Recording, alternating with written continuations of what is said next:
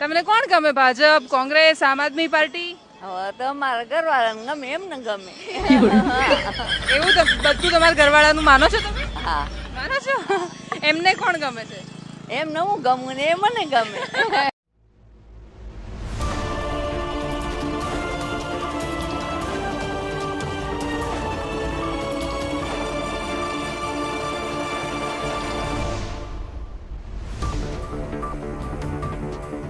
તો મિત્રો તમે આગળ વિડીયોમાં જુઓ કીર્તિ પટેલ અને ધરતી સોલંકી વચ્ચે થયો જોરદાર વિવાદ અને કીર્તિ પટેલ ધરતી સોલંકીને આપી જોરદાર ગાળો. તો મિત્રો તમે આગળ વિડીયોમાં જોતા રહો.